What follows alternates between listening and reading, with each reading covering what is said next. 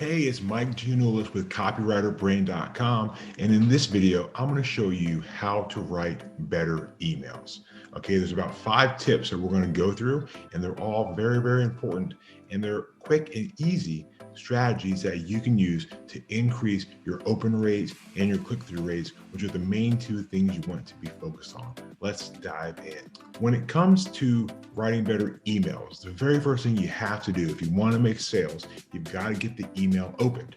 Well, there's really only one thing that people focus on when they're going to read an email or not, and that is the subject line of the email. So there's actually 3 easy ways to write better subject lines. Okay, number 1 is you want to ask a question. Not always, but if you can ask a question and end the subject line with a question mark, that often gets a higher open rate, which will then get more people reading the email.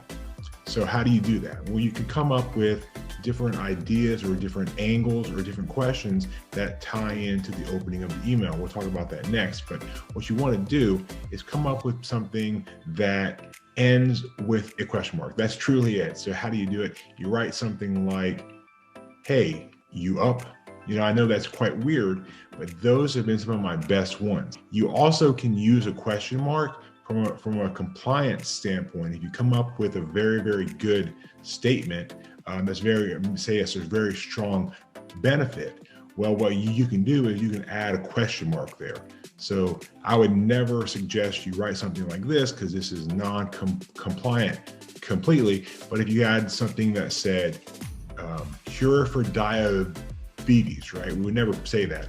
But by adding a question mark, you at least tone it down some. So it's like cure for diabetes, and you can back off of it. Again, don't go that far. But that's just to give you an extreme example of how you can use a question mark to lessen the push of a very big claim. The next thing that you can do to write better subject lines is to personalize it. It's pretty easy. Pretty much every platform now that sends emails comes with that feature. So that just means including the first name, or sometimes even some other fields. Like you can use, sometimes we use state, like, hey, how's the weather in state? Or hey, first name, did you see this yet? You want to make it sound more personal. Now here's my 3rd hack. This is one that works really, really good. And that is, go through your current email, like your personal emails, and look at the subject lines that call out to you, not the ones that are sent by marketers, but the ones from your actual friends. Those are the ones that you want to be more like, because you want to appear more natural and like you actually fit inside of the email inbox. One of my best friends emailed me and he wrote Michael. And that really jumped out at me. So I took that same one and I sent it, and I just put like first name, comma, first name, comma, first name. And boy, it had an incredible amount of opens and responses, because it's something that you would never expect a marketer to send you. Okay, so those are 3 tips to write better subject lines and to get those emails opened. So let's say you get the email open. What's the next step? Well, you got to write a better opening line. Okay, you want to make sure that the opening line delivers on the subject that you just wrote. This is so important. I'm going to repeat it. Make sure that the email opens and delivers on what you said in the subject line. If it doesn't, then you just are a clickbait person and everyone hates you. No one wants to get clickbait. Now, it's okay to use curiosity to kind of maybe spin it some. That's cool.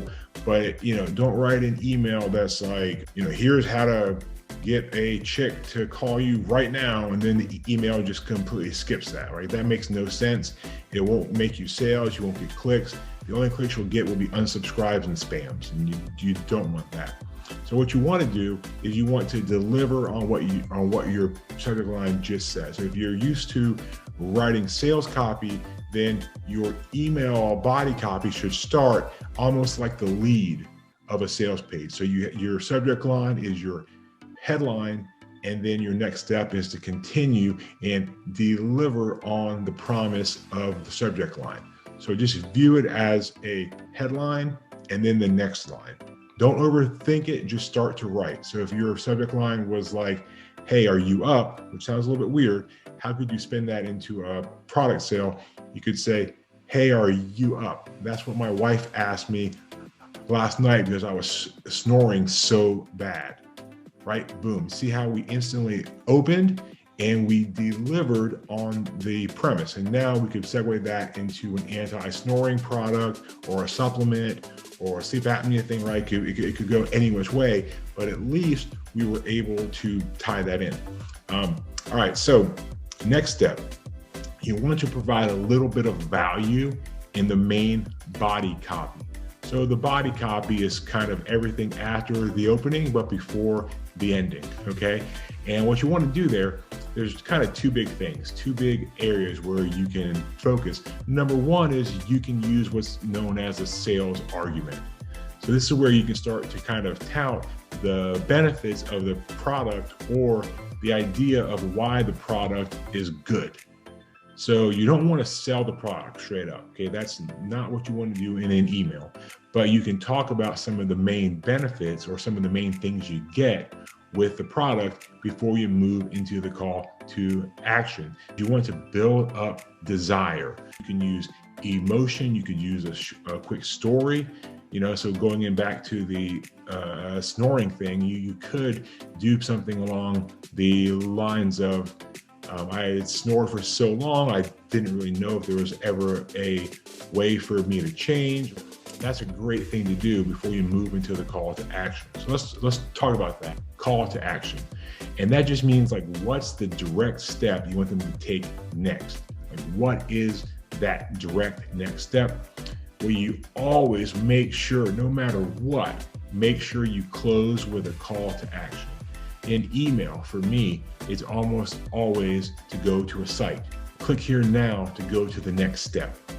What that step might be, who knows, right? It could be an opt-in, it could be a sale, it could be to fill out the form, it could be all kinds of things, but you want to make sure that you're telling them explicitly what to do to take that next step. That is such an important key. Be direct, direct, direct. Don't just say, thanks for checking this out, link. You would say, fill out the form, go here now. And that word now is important. You can always use now because you're directing people to take action now, because if they put it off, odds are they won't come back. A PS is nice. It's very good to have. You don't want to go without a PS if you can help it. And what does a PS do is it gives you a chance to reiterate one or two main points. So you can reiterate the strongest benefit of why they should click and go on, or two, it can kind of add an extra thing. So it's like, hey, and if you go now, I'm also going to give you this. So you can use that PS as a surprise or to reiterate. So you want to include a PS. And here's the thing, final thought, when in doubt with an email, remember this, more than anything, your job with an email is to sell the click. That's it. Sell the click and let the sales page or the video or wherever they're going to go next, let that make the sale. Your job in an email is not to make the sale. It never has been. It never will be. You don't want to make a sale in an email. So sell the click. That means write a good subject line, write a great opening line, add in some good body copy, a great call to action. If you have a PS, throw it in there, reiterate or add something new, and then let the people click. Don't make the emails way too long. I hope you enjoyed this video. And if you would like, please like, share, subscribe, do all those great things that YouTube loves. And if you'd like to learn more about how to write better copy, go to copywriterbrain.com. Thank you so much and have a fantastic day.